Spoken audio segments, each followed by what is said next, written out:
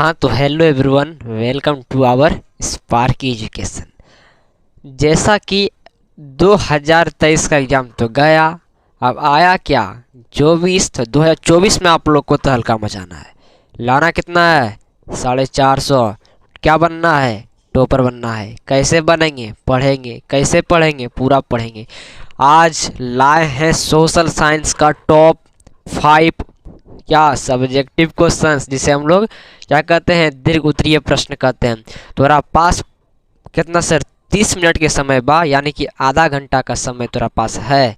तो तू हमरा के दे दो और तू चुपचाप कॉपी कलम और मोबाइल जहाँ बैठ के पढ़ते हो वहाँ रख दीजिए और चुपचाप मेरे बातों को चुपचाप सुनिएगा। और जो मैं लिखवाऊँगा, जो बोर्ड पर दिख रहा होगा, उसको सीधा सीधा आप उतार लीजिएगा।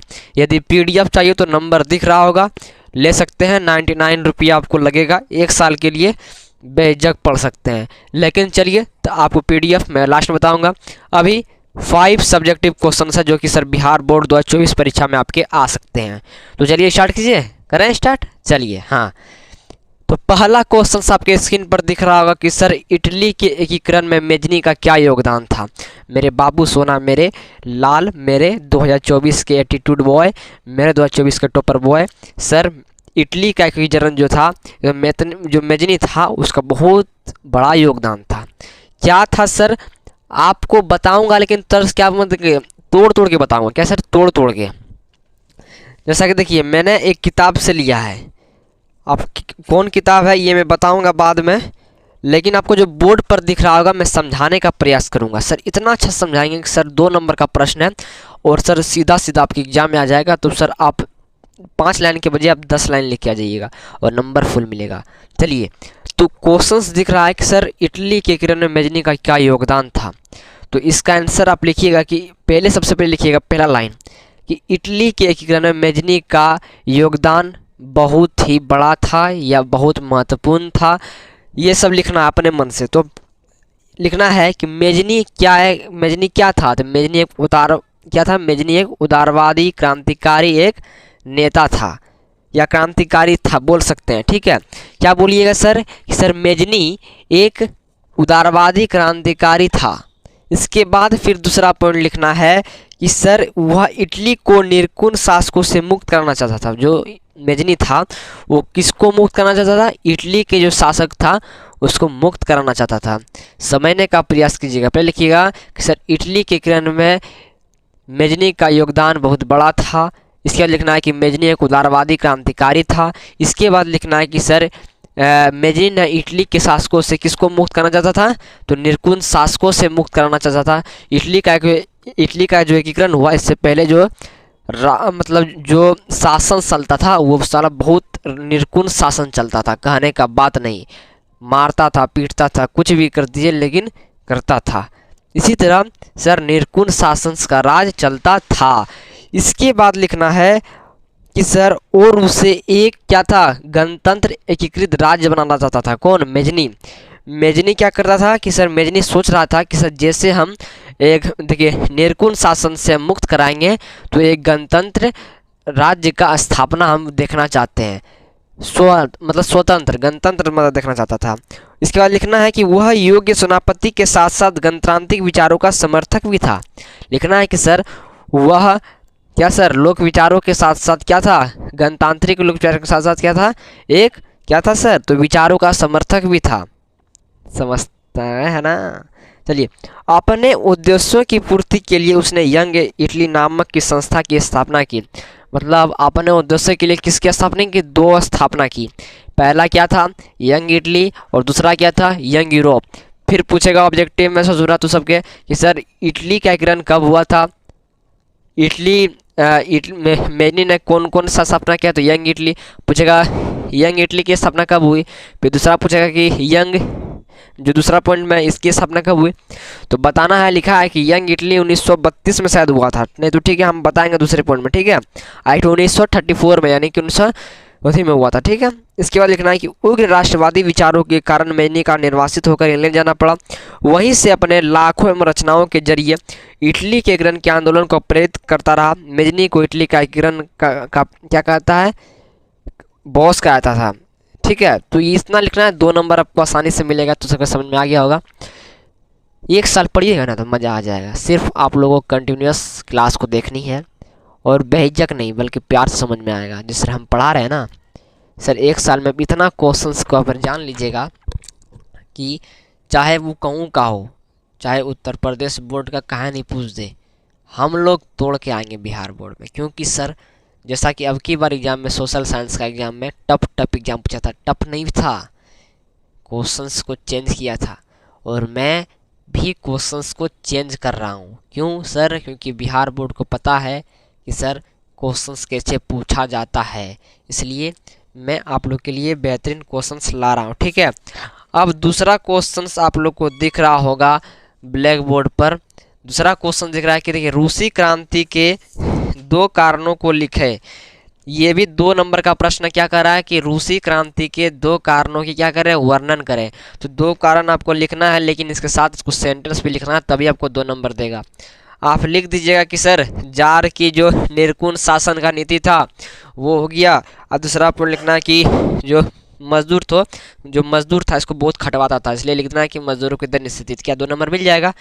नहीं मिलेगा, कभी नहीं मिलेगा। उसके लिए 1 पॉइंट लिखिएगा ना, तो इसके बाद सेंटेंस लिखना पड़ेगा कि सर रूसी क्रांति का निर्कुण शासन का नीति था, क्यों था? तो वही लिखना है कि सर 1917 ईस्वी में पूर्व रूस में निर्कुण शाहजहां कौन था? तो जारशाही शासन व्यवस्था था। यानी कि सर समझिएगा कि 1917 मतलब 1917 था, ईस्वी से पूर्व किसका शासन चलता था? जार निर्कुण का शासन चलता था, यानी कि रूस का राज चलता था। राजतंत्र अपना विशेषाधिकार छोड़ने के लिए तैयार नहीं था, यानी कि जो राजतंत्र जो करता था, ये जो राजा सब था, वो अपना जो विशेष जो इसके पास अधिकार है वो अपना पद को नहीं छोड़ना चाहता था। जार निकोलस द्वितीय जिसके शासनकाल में क्रांति हुई, राजा के दैवीय अधिकारों में विश्वास करता था, उसे आम लोगों के सुख दुख की कोई चिंता नहीं थी। जो जार निकोलस द्वितीय था वो शासन काल में बहुत क्रांति हुई, राजा के दैवीय अधिकारों में विश्वास करता था। दैवीय अधिकारों में विश्वास करता था कौन? जार निकोलस द्वितीय। अच्छा जुड़ा वो क्या क्या? आम लोगों को कोई दुख कोई सुख कुछ करेगा सुख कोई मतलब नहीं चाहिए। बता, इसका मतलब कि जो जार निकोलस द्वितीय था ये बहुत निर्कुण शासन का नीति करता था, इसलिए रूसी क्रांति का 2 कारण लिखना था। क्या लिखना है कि जार की निर्कुण शासन अयोग्य नीति। ठीक है, और दूसरा पॉइंट लिखना है कि जो हम लोग का किसान मजदूर था इसको दयनीय स्थिति था, यानी कि मजदूरों का खराब स्थिति था। क्या लिखना है कि रूस में मजदूरों की स्थिति अत्यंत दयनीय थी, उन्हें काम अधिक करना पड़ता था और जो पैसा मिलता है इसे जो काम का परिश्रम मिलता है उसे कम मिलता था। यानी कि काम तुमसे देखो, कोई आदमी है तुमसे काम करवा लिया और पैसा नहीं दिया, यानी कि काम बहुत करवा लिया, 12 घंटा करवा लिया और 12 घंटा के बजाय तुमको दे दिया कितना, जहाँ होता था 400 वहाँ दे दिया तुमको 100। तो काम तुमको क्या करना पड़ा, ज़्यादा करना पड़ा, और आप लोग को जो मेहनताना था उसको कम मिल गया। उसी का मजदूरों के दन से, जिससे कि मजदूरों का विनाश भी हो रहा था और ये मर भी जा रहे थे, कभी कभी आत्महत्या भी कर लेते थे। तो वैसे इसकी अधिक है। इसके बाद लिखना है कि उनकी मजदूरी काफ़ी कम थी, इनकी जो मजदूरी यानी कि मजदूर था उसकी जो मजदूरी करता है वो उसकी जो मेहनत यानी कि पैसा वो कम मिलता था। उसके पास कोई राजनीतिक अधिकार भी नहीं थे। जो मजदूर थे उसके पास राजनीतिक अधिकार क्या है, अभी भी देख लीजिए। जो मजदूर है, जो किसान, उसके पास राजनीतिक जो कहेगा, जो सरकार कहेगा वही मानना पड़ेगा। तो वही बात है, इसके पास अधिकार नहीं था।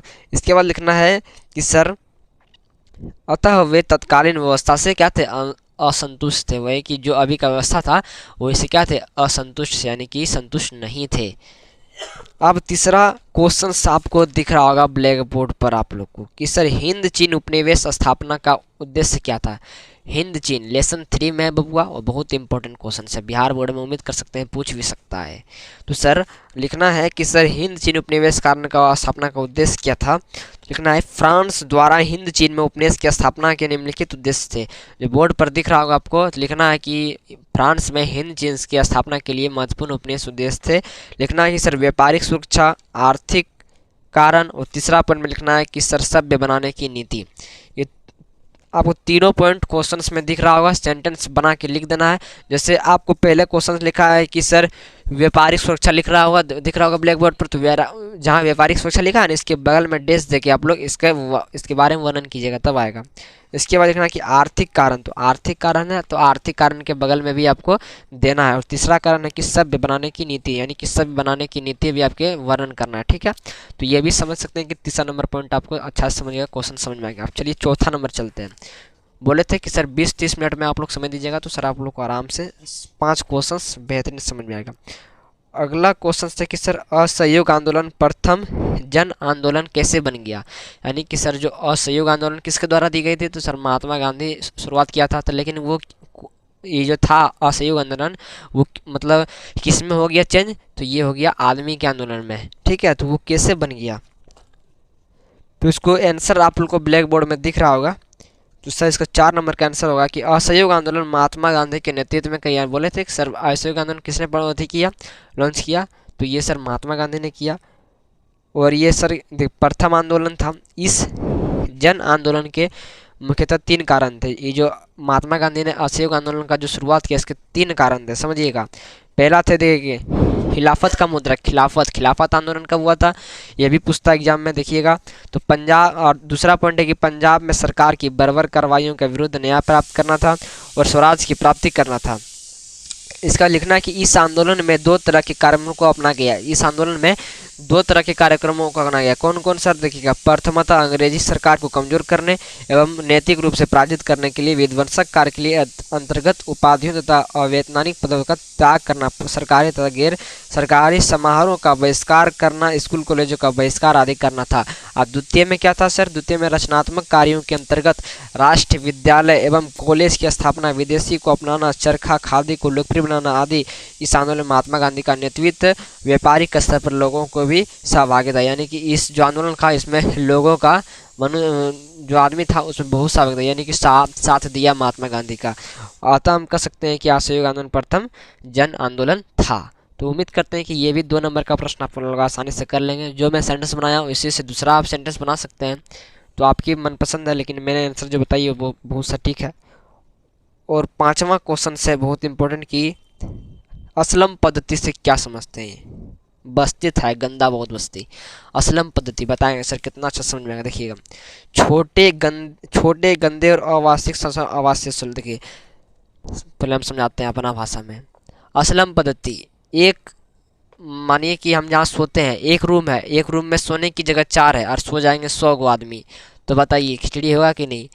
इसी तरह जब आदमी गांव से आता था बाहर कमाने के लिए, जैसे मुंबई हो गया, दिल्ली हो गया, कलकत्ता हो गया, तो वहाँ असलम का चेहरा ले लिया, मतलब कि मतलब मजदूर ज़्यादा हो गया, यानी कि लोग था वो बहुत ज़्यादा हो गया, रूम में ठुसाने लगा और मजबूर हो गया। उसी तरह इसलिए असलम पद्धति है, जिसमें कि बहुत डिजीज हो गया, मतलब हैजा, बहुत रूप ले लिया बीमारी का। इसी को लिखना है सेंटेंस में, आपको ब्लैक बोर्ड में दिख रहा होगा कि छोटे गंदे और अवस्थाकार स्थानों में आवास स्थल असलम पद्धति खिलाते हैं। औद्योगिकरण के दौरान शहर में रहने वाले श्रमिकों के लिए असलम क्षेत्रों की शुरुआत हुई।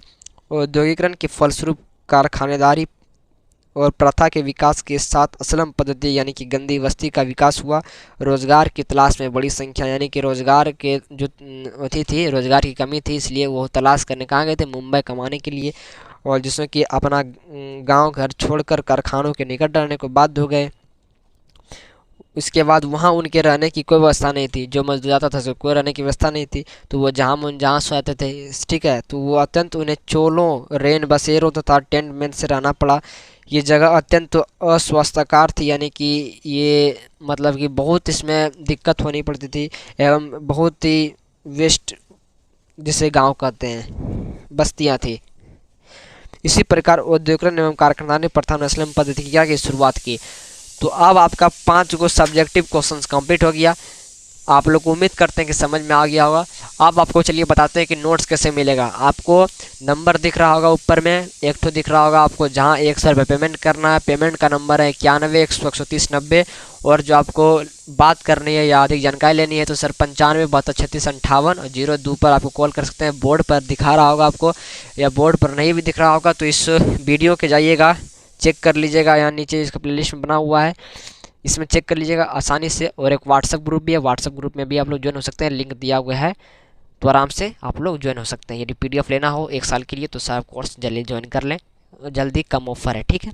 चलिए वीडियो को लास्ट करते हैं। उम्मीद करते हैं कि सर आप 20 मिनट में बहुत अच्छे क्वेश्चंस को समझ गए होंगे। इसके लिए दिल से धन्यवाद। Thanks for watching this video. Bye दोस्तों, स्पार्की एजुकेशन आपके हमेशा साथ रहेगा और बहुत अच्छे से पढ़ाई होगी।